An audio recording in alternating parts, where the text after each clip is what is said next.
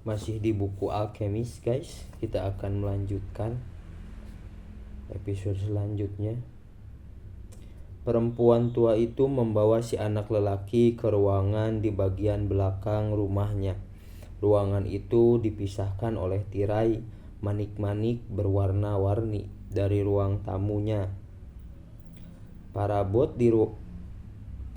di ruangan itu adalah sebuah meja, sebuah patung hati kudus Yesus, dan 2 buah kursi. Perempuan itu duduk. Si anak lelaki juga disuruhnya duduk. Kemudian digenggamnya kedua tangan anak itu dan dia mulai berdoa tanpa suara.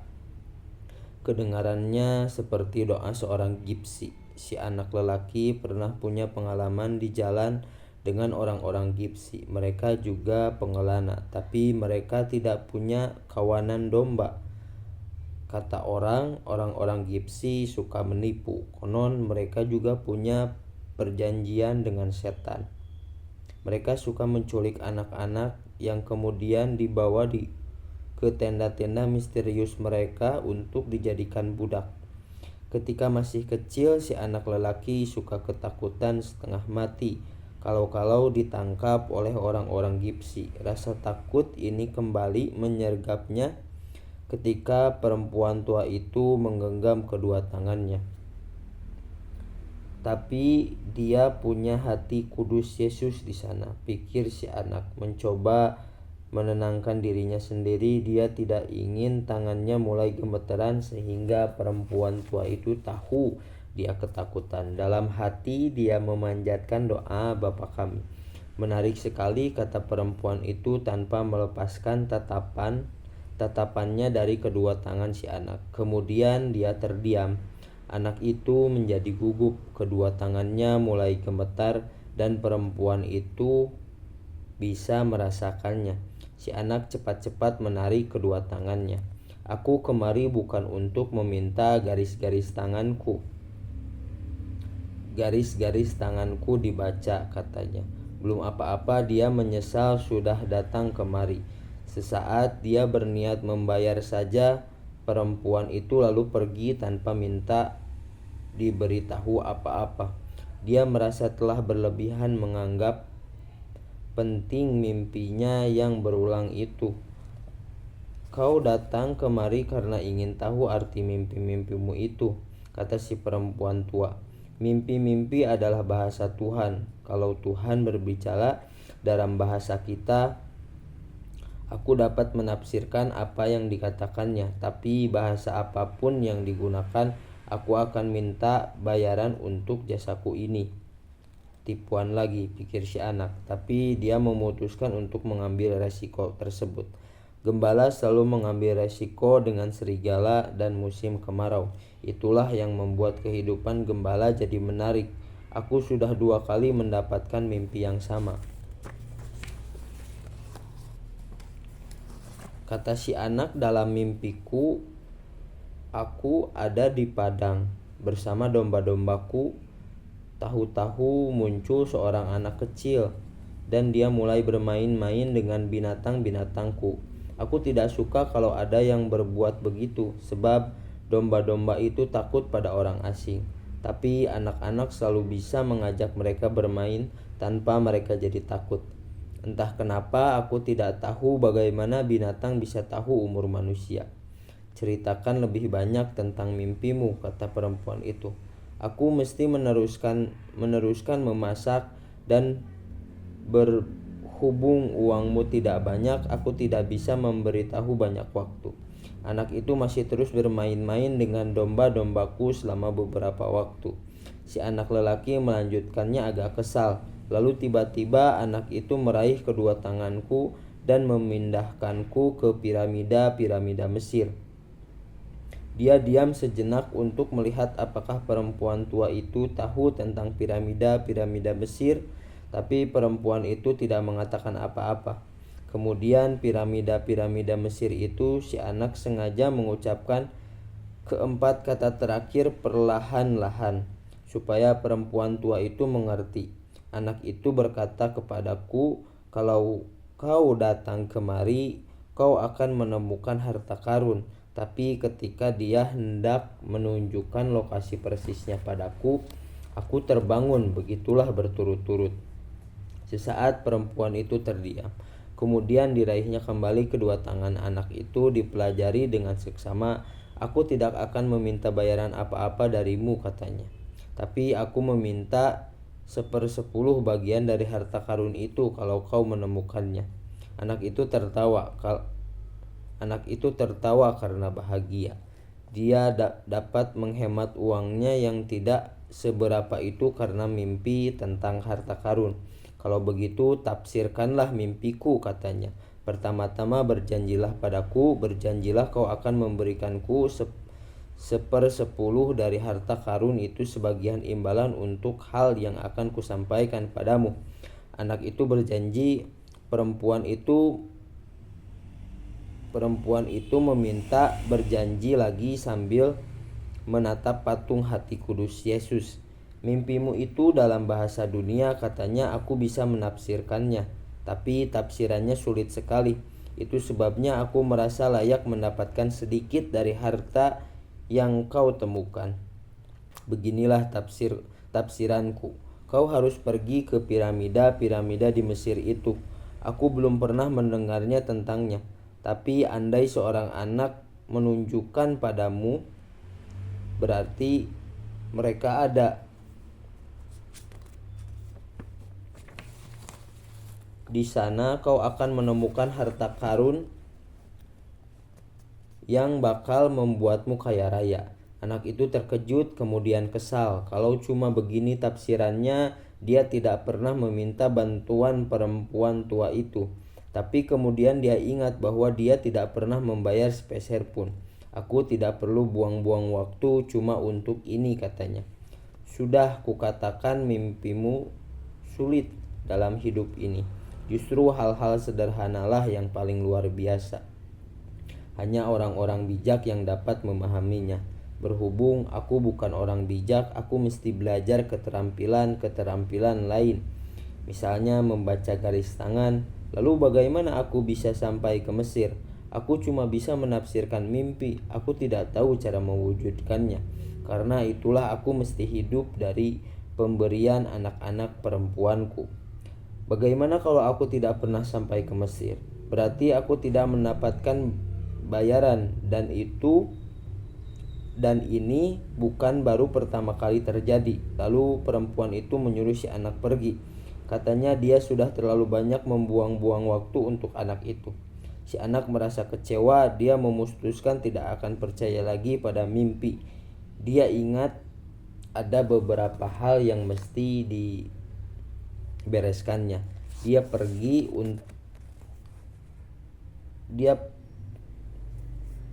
pergi ke pasar untuk makan.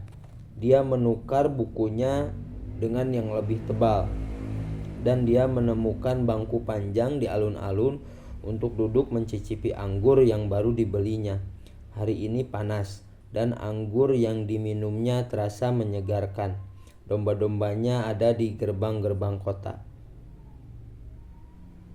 Di kandang milik salah seorang temannya, anak itu dikenal banyak orang di kota. Itulah daya tarik berkelana baginya. Dia selalu mendapatkan teman-teman baru, dan dia tidak perlu bersama-sama mereka sepanjang waktu. Kalau kita bergaul dengan orang-orang yang sama setiap hari, sepertinya yang dialaminya di seminari, pada akhirnya kita menjadi bagian dari hidup orang itu. Lalu kita ingin orang itu berubah. Kalau orang itu tidak seperti yang dikehendaki orang-orang lain, maka orang-orang lain ini akan menjadi marah. Orang tampaknya selalu merasa lebih tahu bagaimana orang lain seharusnya menjalani hidup, tapi mereka tidak tahu bagaimana seharusnya menjalani hidup sendiri. Dia memutuskan menunggu sampai matahari agak condong di langit. Kemudian barulah dia mengikuti domba-dombanya pulang melintasi padang. 3 hari lagi dia akan bersama-sama putri saudagar itu. Dia memulai membaca buku yang telah dibelinya. Pada halaman pertama digambarkan tentang upacara pemakaman. Nama-nama orang yang terlihat sulit sekali diucapkan, pikirnya. Kalau dia menjadi penulis, dia akan menampilkan tokoh-tokoh satu persatu saja, sehingga pembacanya tidak perlu mengingat-ingat begitu banyak nama. Setelah bisa berkonsentrasi pada bacaannya, dia jadi lebih menyukai buku itu. Pemakaman itu diadakan pada hari bersalju, dan dia bisa ikut merasakan dinginnya cuaca. Saat dia asik membaca, seorang lelaki tua duduk di sampingnya dan mencoba membuka percakapan. "Sedang apa orang-orang itu?" tanya si lelaki tua yang menunjukkan orang-orang di alun-alun. "Bekerja," si anak lelaki menyahut tak acuh, ingin memberi kesan seolah-olah dia hendak berkonsentrasi pada bacaannya. Padahal sebenarnya dia sedang membayangkan mencukur domba-dombanya di hadapan putri saudagar itu supaya gadis itu tahu dia sanggup mengerjakan hal-hal sulit. Sudah berkali-kali dia membayangkan kejadian itu. Setiap kali gadis itu terkagum-kagum saat dia menjelaskan bahwa mencukur bulu domba harus dilakukan dari belakang ke depan. Dia juga berusaha mengingat-ingat beberapa kisah menarik untuk diceritakan sambil mencukur domba-domba. Sebagian besar kisah-kisah itu pernah dibacanya di buku-buku, tapi dia akan bercerita seolah-olah semua itu pengalaman pribadinya sendiri. Gadis itu tidak bakal tahu, toh dia tidak bisa membaca. Sementara itu si lelaki tua masih juga berusaha mengajak mengobrol. Katanya dia lelah dan haus.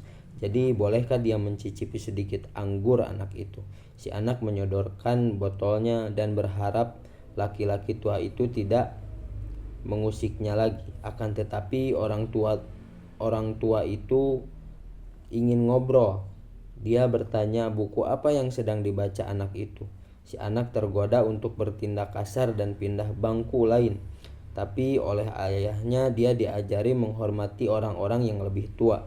Maka ditunjukkanlah buku itu pada orang tua karena dua alasan. Pertama, dia sendiri tidak tahu cara mengucapkan judul buku itu. Kedua, kalau orang tua itu tidak bisa membaca, barangkali dia jadi malu dan dengan sendirinya pindah ke bangku lain. Kata si orang tua sambil mengamati buku itu dari berbagai sisi. Seakan-akan buku itu benda aneh. Ini buku penting, tapi sangat menjengkelkan. Anak itu kaget sekali. Orang tua ini bisa membaca dan jelas dia sudah membaca buku ini. Kalau benar buku ini menjengkelkan seperti katanya, si anak masih bisa menukarnya dengan buku lain.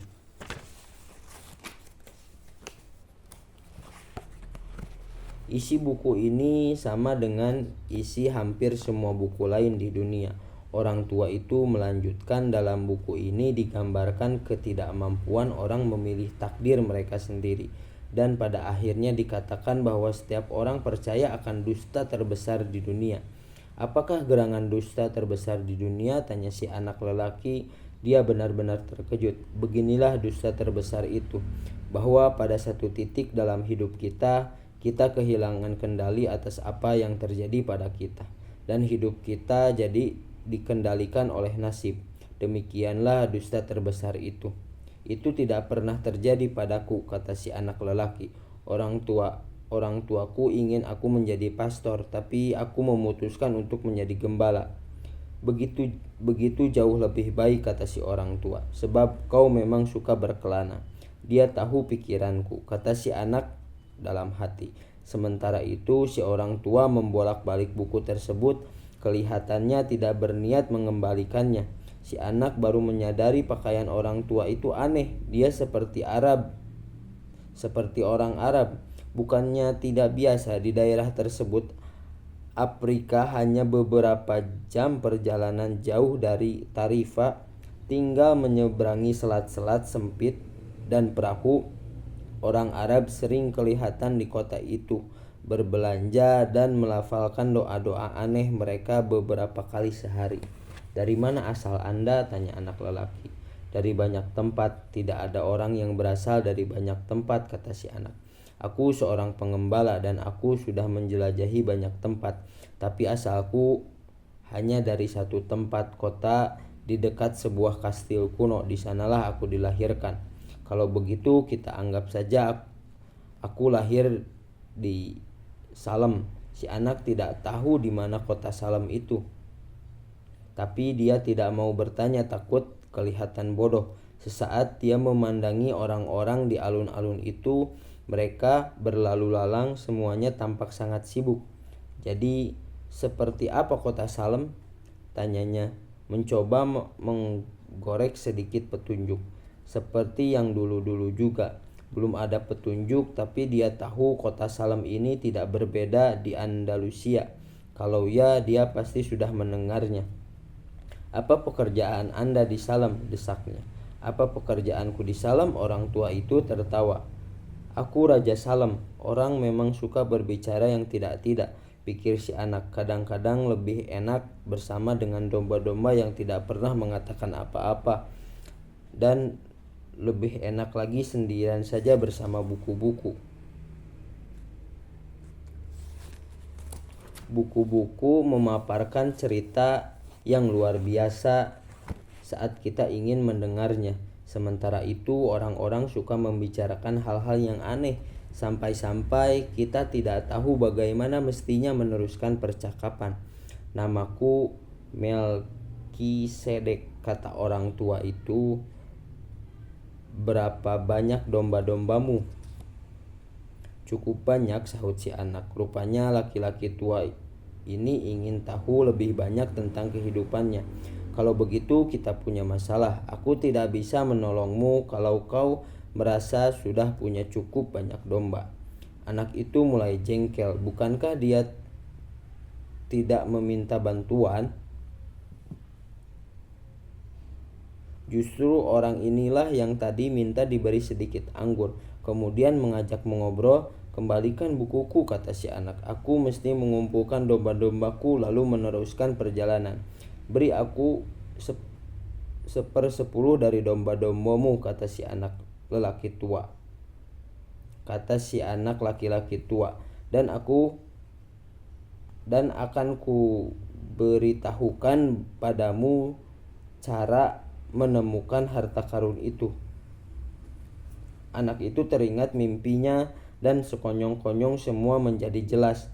Perempuan gipsi itu tidak meminta bayaran, tapi laki-laki tua itu, barangkali dia suami perempuan itu, mencoba mendapatkan uang jauh lebih banyak sebagai imbalan untuk informasi tentang suatu yang sebenarnya tidak ada. Kemungkinan laki-laki tua itu orang gipsi juga. Tapi sebelum si anak sempat membuka suara, orang tua itu membungkuk mengambil sepotong kayu dan mulai menulis di pasir alun-alun itu. Sesuatu yang cemerlang memancar dari dadanya. Sinarnya begitu menyilaukan hingga sesaat membutakan mata anak itu. Dengan gerakan sangat gesit untuk ukuran orang seusianya, laki-laki tua itu menutupi sesuatu. Tetapi dengan jubahnya, setelah penglihatan si anak kembali normal, dia bisa membaca apa yang ditulis orang tua itu di pasir.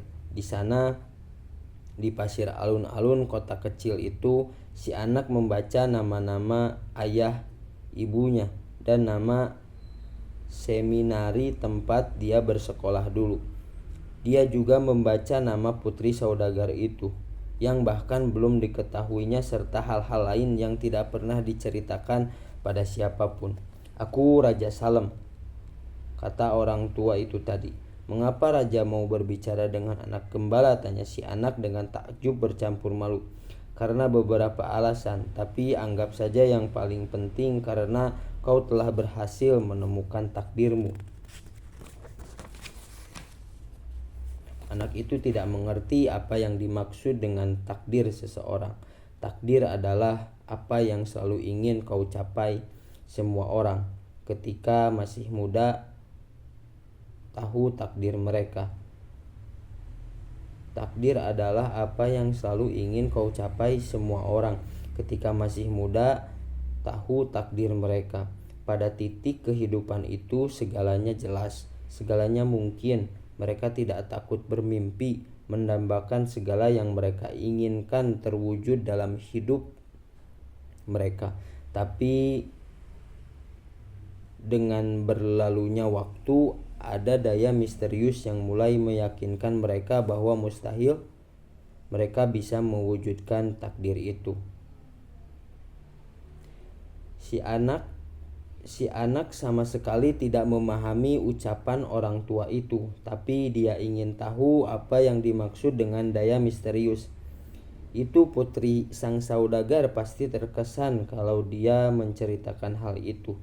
Daya ini adalah kekuatan yang kelihatannya negatif, tapi sebenarnya menunjukkan padamu cara mewujudkan takdirmu. Daya ini mempersiapkan rohmu dan kehendakmu, sebab ada satu keberanian maha besar di planet ini. Siapapun dirimu, apapun yang kau lakukan, kalau engkau sungguh-sungguh menginginkan sesuatu, itu karena hasrat tersebut bersumber dari jiwa jagat raya. Itulah misimu di dunia ini. Walaupun yang kau inginkan hanyalah berkelana atau menikah dengan putri saudagar kain, ya, atau bahkan mencari harta karun, jika dunia atau bahkan mencari harta karun, jiwa dunia dihidupi oleh kebahagiaan orang-orang, juga oleh ketidakbahagiaan, rasa iri dan cemburu. Satu-satunya kewajiban sejati manusia adalah mewujudkan takdirnya. Semuanya satu adanya, dan saat engkau menginginkan sesuatu, seluruh jagat raya bersatu padu untuk membantumu meraihnya. Sesaat mereka sama-sama terdiam, mengamati alun-alun serta orang-orang kota itu. Akhirnya laki-laki tua itu berkata, "Mengapa engkau menjadi pengembala domba-domba?" "Karena aku senang berkelana." Laki-laki tua itu menunjuk tukang roti yang berdiri di balik jendela tokonya di salah satu sudut alun-alun. Ketika masih kanak-kanak, orang itu juga ingin berkelana, tapi dia memutuskan pertama-tama akan membuka toko roti, lalu mengumpulkan uang. Nanti kalau sudah tua, dia ingin berpergian selama sebulan ke Afrika. Dia tidak menyadari orang bisa melaksanakan impiannya kapan saja. Mestinya dulu dia memutuskan menjadi gembala saja, kata si anak. Itu pernah terlintas dalam pikirannya, kata laki-laki tua itu. Tapi menjadi tukang roti lebih dihargai daripada menjadi gembala. Tukang roti mempunyai rumah, sementara gembala tidur di alam terbuka. Para orang tua lebih suka anak mereka menikah dengan tukang roti daripada dengan gembala. Sekian, kita akan lanjut lagi ke video selanjutnya.